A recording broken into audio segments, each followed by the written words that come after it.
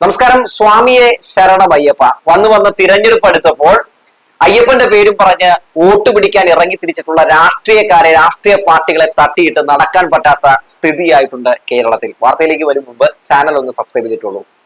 ബി.ജെ.പിയുടെ മഹിളാ മോർച്ചയുടെ നേതൃത്വത്തിൽ ഇന്ന് സെക്രട്ടേറിയറ്റ് മുമ്പിലേക്ക് നടത്തിയ പ്രതിഷേധം കണ്ട് ചിരിയല്ല കൂട്ടിച്ചിരിയാണ് വന്നുപോയത്.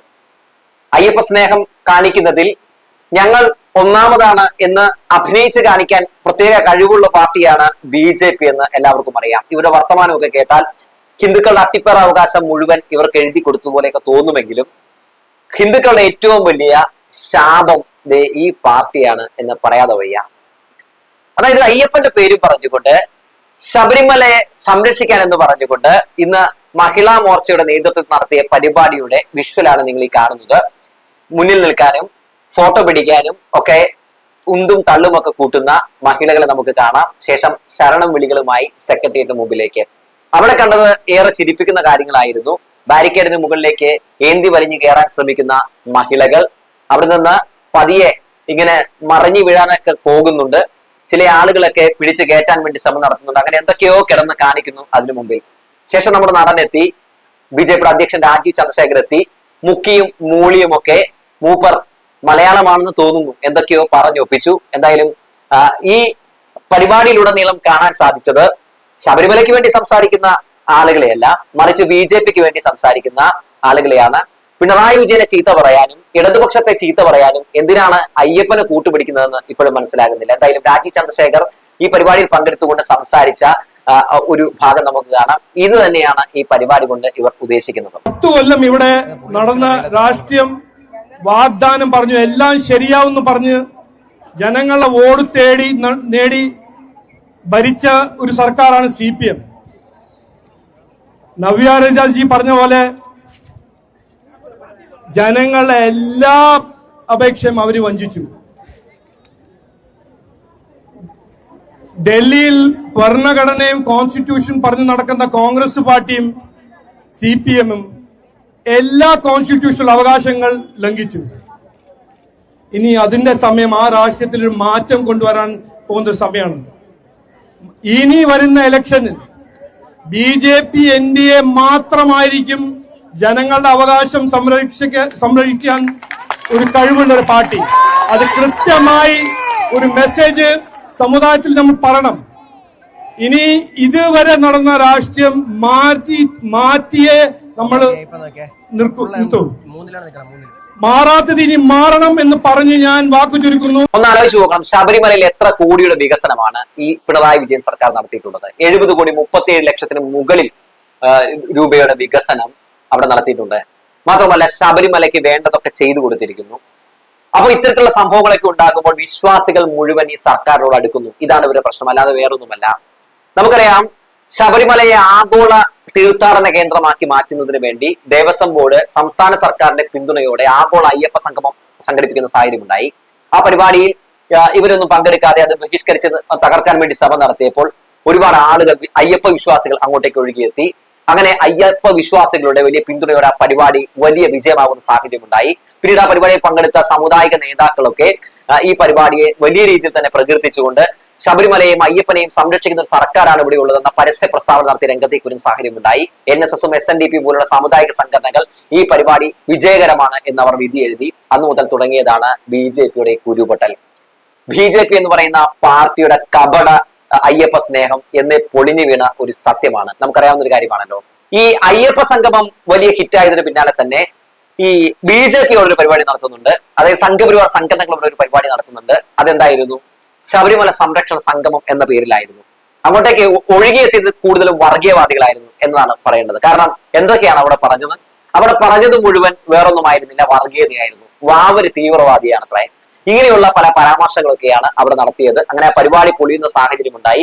പരിപാടിയിൽ പങ്കെടുക്കാൻ വന്ന പല അയ്യപ്പ ഭക്തന്മാർ ചീത്ത പറഞ്ഞാണ് അവിടെ ഇറങ്ങിപ്പോയതെന്നാണ് മനസ്സിലാക്കാൻ സാധിക്കുന്നത്. അതിനുശേഷമാണ് ഇപ്പൊ ഇങ്ങനെയുള്ള ചെറിയ കലാപരിപാടികളൊക്കെ പോയി BJP മുന്നോട്ട് പോവുകയാണ്. അയ്യപ്പ സംഗമം എന്ന സംസ്ഥാന സർക്കാരിന്റെ പരിപാടിക്ക് ഉദ്ദേശങ്ങൾ ഉണ്ടായിരുന്നു. ഒരൊറ്റ ഉദ്ദേശം മാത്രമായിരുന്നു, ആഗോള തീർത്ഥാടന കേന്ദ്രമാക്കി മാറ്റുക.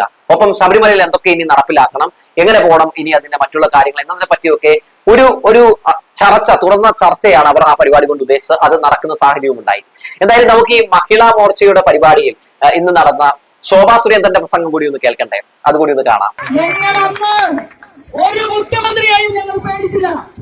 ഞങ്ങൾ ജയിലരികൾക്കകത്തു പോയ എന്റെ സഹോദരൻ, ഞങ്ങളുടെ അന്നത്തെ സംസ്ഥാന നേതാവ് ശ്രീമാൻ സുരേന്ദ്രൻ ജയിലിനകത്ത് കിടക്കുമ്പോ ഞങ്ങൾ ജയിലിന്റെ പുറത്ത് സെക്രട്ടേറിയറ്റിന് മുന്നിൽ ഭക്ഷണം കഴിക്കാതെ 11 ദിവസവും 12 ദിവസവും ഓരോ സംസ്ഥാന ഭാരവാഹികളും ഞങ്ങൾ നിരാഹാരം കിടന്നു. ഓർമ്മയില്ല പിണറായി വിജയന്? ഞങ്ങൾ ഇന്ന് നടത്തുന്നത് ധാർമ്മികമായ സമരമാണ്.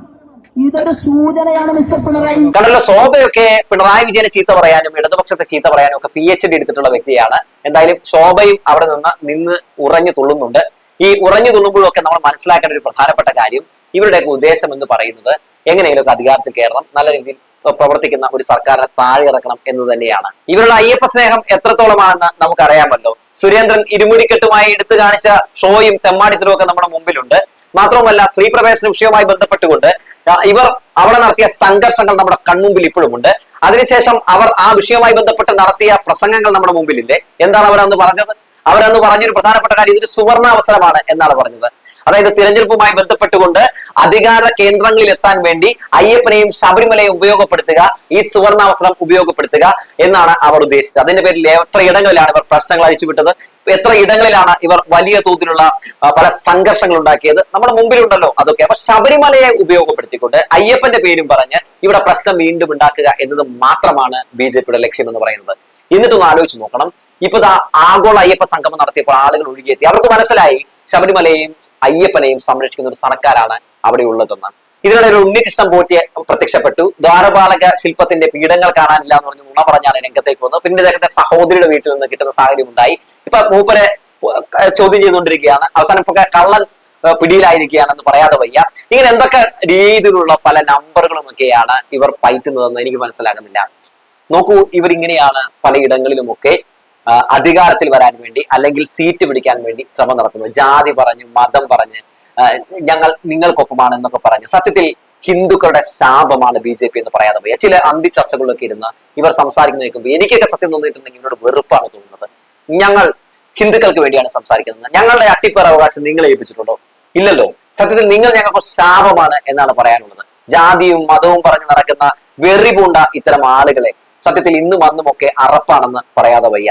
മനുഷ്യരെ മനുഷ്യരായി കാണാൻ ഇന്ന് BJP കഴിയുന്നില്ല എന്നതാണ് ഏറെ നമ്മളെയൊക്കെ ദുഃഖത്തിലാഴ്ത്തുന്ന കാര്യം. പക്ഷെ ഒരു സന്തോഷം എന്താണെന്ന് വെച്ചാൽ മനുഷ്യരെ മനുഷ്യരായി കാണാൻ കഴിയാത്ത ഇത്തരം ആളുകളെ അകറ്റി നിർത്താൻ ഇന്നും കേരളം ഒരു ശ്രമം നടത്താറുണ്ട്. അന്ന് അയ്യപ്പന്റെ പേര് പറഞ്ഞ് വോട്ട് പിടിക്കാൻ ഇറങ്ങിയപ്പോൾ ജനങ്ങൾ പ്രതിരോധിച്ചു, ഇന്നും പ്രതിരോധിച്ചുകൊണ്ടേയിരിക്കുന്നു. ഈ BJP എന്ന് പറയുന്ന ഇവരുടെ യഥാർത്ഥ അജണ്ടയും ഇവരുടെ വർഗീയ രാഷ്ട്രീയവും ഒന്നും ഈ മണ്ണിൽ വിലപ്പോകില്ല എന്നാണ് പറയാനുള്ളത്. എന്തായാലും ഇവരുടെ ഈ നടത്തുന്ന പരിപാടികളൊക്കെ നല്ല രസമായിട്ട് തോന്നുന്നുണ്ട്. അയ്യപ്പനെ നന്നായി വിളിച്ചോളൂ, ശരണം വിളിയൊക്കെ നന്നായി ഉയർന്നോളൂ. കഴിഞ്ഞ തിരഞ്ഞെടുപ്പിൽ അയ്യപ്പന്റെ പേരും പറഞ്ഞ് വോട്ട് പിടിക്കാൻ വേണ്ടി ഇറങ്ങി തിരിച്ചവരല്ലേ നിങ്ങൾ?